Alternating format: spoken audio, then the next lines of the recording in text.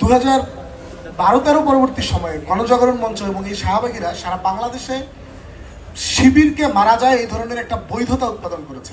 তো হলে থাকা মানেই গণরুমে থাকা মানেই গেস্ট রুম করতে হবে, গেস্ট রুম করা মানেই ছাত্র সংগঠনের আওয়ামী লীগের হোক বা যখন আওয়ামী লীগের সময় তখন আওয়ামী লীগের, বিএনপির সময় বিএনপির, তাদের প্রোগ্রামগুলোতে বাধ্যতামূলক যেতে হবে।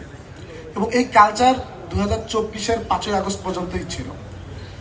আমরা এখনো দেখছি যে এই ধরনের ছাত্র রাজনীতির কালচার এখনো রয়ে গেছে, যে হত্যার রাজনীতি এবং শিক্ষা প্রতিষ্ঠানগুলোতে দুই গ্রুপের সংঘর্ষ হচ্ছে। আমরা কিছুদিন আগেও তিতুমির কলেজে দেখেছি যে ছাত্রদলের দুই গ্রুপের সংঘর্ষে প্রায় 8 জন শিক্ষার্থী আহত হয়েছে। এবং তেজগাঁও কলেজে শহীদ আবরার ফাহাদের মতো করে আমাদের এক শিক্ষার্থী ভাইকে ছাত্রদল খুন করেছে, সাকিব নাম। সেটা নিয়েও কোনো ধরনের আলোচনা হয়নি। 2012-13 পরবর্তী সময়ে গণজাগরণ মঞ্চ এবং এই শাহবাগীরা সারা বাংলাদেশে শিবিরকে মারা যায় এই ধরনের একটা বৈধতা উৎপাদন করেছে। বাংলাদেশের কোনো সিভিল সোসাইটি, বাংলাদেশের কোনো মিডিয়া, বাংলাদেশের কোনো প্রশাসন, বাংলাদেশের কোনো মানবাধিকার কমিশনে নিয়ে কোনো ধরনের কথা বলেনি। শিবিরের সমস্ত রাজনৈতিক এবং সামাজিক স্বীকৃতিকে কেড়ে নিয়ে তাদেরকে একটা দানবে পরিণত করেছে যেন তাদেরকে মেরে ফেলা যায়। ছাত্রলীগ সেটাকে খুবই এনজয় করেছে। আমরা দেখেছি যে শহীদ আবরার ফাহাদ, শহীদ বিশ্বজিৎ, তাদেরকে হত্যা করা হয়েছে শুধুমাত্র ছাত্রলীগ সন্দেহে, ছাত্র শিবির সন্দেহে, দুঃখিত, ছাত্র শিবির সন্দেহে ছাত্রলীগের খুনিরা এই ধরনের অপরাধ ক্যাম্পাসগুলোতে করেছে। আমাদের কাছে আরো যেটা লজ্জার বিষয় সেটা হচ্ছে যে বিশ্ববিদ্যালয়ের প্রশাসন, বিশ্ববিদ্যালয়ের প্রভোস্ট, বিশ্ববিদ্যালয়ের প্রক্টর, বিশ্ববিদ্যালয়ের শিক্ষকরা আমাদের নির্যাতিত ভাইদেরকে আমাদেরকে থানায় পাঠিয়েছে।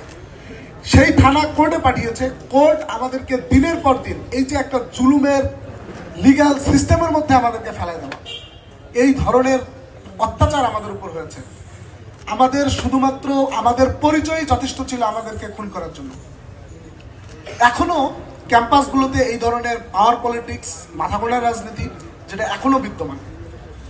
আমরা খুবই দুঃখের সাথে দেখছি যে বিশ্ববিদ্যালয়ের হলগুলোতে এমনকি এখনো এতেই চলে। কিছুদিন আগে 4-5 সেশনের 6-7 সেশনের কিছু শিক্ষার্থীকে বৈধভাবে সিট দেওয়া হয়েছে, যেটা নিয়ে এফএইচ হল, ছাত্র সংসদ বারবার বিশ্ববিদ্যালয় প্রশাসনের কাছে এসেছে, বিশ্ববিদ্যালয় প্রভোস্টের হল প্রভোস্টের কাছে গিয়েছে, কিন্তু তারা কোনো সমাধান নেই। অথচ 22-23 সেশন, 23-24 সেশন এদের অনেকে সিট পায়নি।